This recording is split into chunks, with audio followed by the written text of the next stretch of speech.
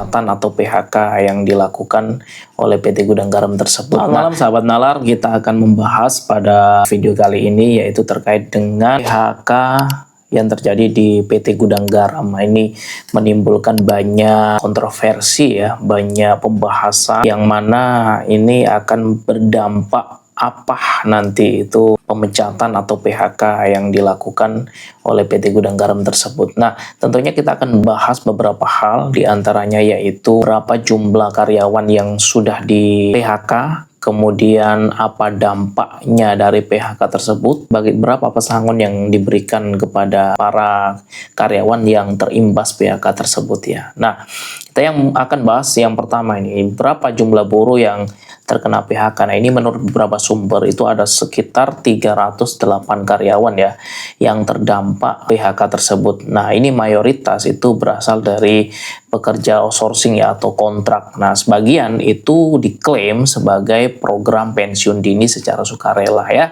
Kita tidak tahu apakah itu benar apa tidak. Yang jelas ada sekitar 300 orang karyawan Gudang Garam ini yang kehilangan pekerjaan tersebut, teman-teman. Kemudian yang kedua, berapa pesangon yang didapatkan oleh para karyawan yang mendapatkan atau yang terdampak PHK ini? Tidak ada data pastinya atau nominal pastinya, teman-teman, tapi dari PT Gudang Garam sendiri itu mengatakan bahwasannya angka yang diberikan atau pesangon yang diberikan kepada para karyawan yang terdampak PHK tersebut itu sudah sesuai dengan UU Ketenagakerjaan ya. Dan termasuk yang pensiun dini itu juga diberikan pesangon yang sudah sesuai berdasarkan dengan Undang-Undang Ketenagaan tersebut nih. Nah, terus kenapa Gudang Garam ini melakukan PHK?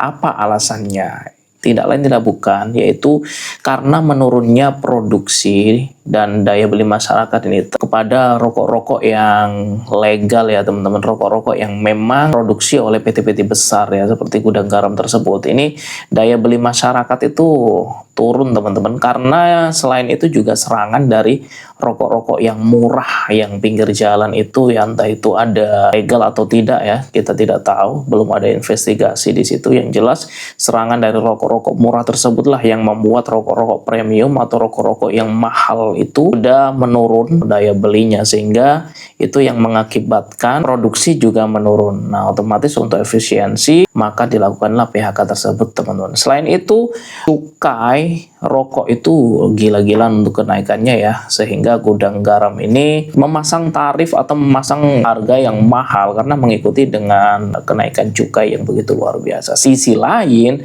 banyak rokok-rokok murah yang beredar, akhirnya terjatuhlah si Gudang Garam ini ya. Kemudian selain itu juga pasokan tembakau yang terbatas ya teman-teman ya. Perubahan tren konsumen tersebut itu memperburuk situasi yang terjadi di internal PT Gudang Garam gitu, teman-teman. Lantas, apa dampak panjangnya ketika PHK yang dilakukan Gudang Garam ini? Yang pertama tentunya ada potensi efek domino, teman-teman, terkait ribuan pekerja di sektor rokok ini, teman-teman, seperti petani tembakau ini juga akan mendapatkan efek domino nih. Kalau demand-nya turun, kebutuhan pasar menurun, maka produksi menurun. Kalau produksi menurun, otomatis pasokan juga dibatasi. Akhirnya yang berdampak adalah petani tembakau ini, teman-teman ya. Bisa-bisa petani tembakau ini akan mengalami kerugian, teman-teman. Selain itu juga buruh logistik ya dan distribusi itu juga akan terdampak. Lalu pedagang-pedagang kecil ya, kalau pedagang kecil itu nggak terlalu terdampak, teman-teman ya, karena mereka juga memiliki variasi-variasi yang produk yang tentunya lebih banyak ya. Jadi kalaupun Gudang Garam ini mem-PHK, saya kira untuk pedagang kecil itu tidak terlalu terdampak. Cuman ya variasi rokoknya jadi tidak variatif ketika Gudang Garam itu masuk nih. Lalu selain itu, teman-teman, bisa juga berdampak buruk pada ekonomi yang ada di Indonesia, teman-teman. Kita tahu bahwasannya rokok ini memberikan banyak masukan kepada APBN ya. Ini tidak bisa kita pungkiri. Kalau PT Gudang Garam ini memperkecil produksinya, maka otomatis ya pajak yang mereka bayarkan kepada pemerintah itu juga lebih berkurang ya teman-teman, sehingga pendapatan negara juga akan berkurang di situ. Nah, tentunya ini menjadi evaluasi bersama teman-teman ya. Sisi lain ya, pemerintah harus mengevaluasi ini, harus merefleksikan ini.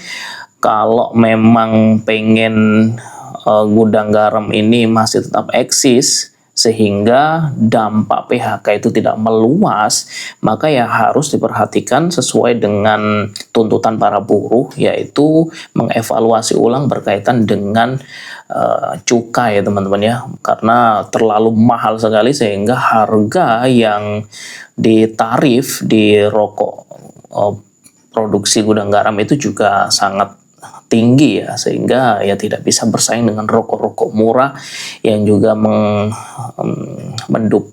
menduplikat ya, yang mirip-mirip ya namanya dan lain sebagainya, itu yang dianggap oleh masyarakat sebagai alternatif lain ya, meskipun itu KW-nya gitu misalnya teman-teman ya.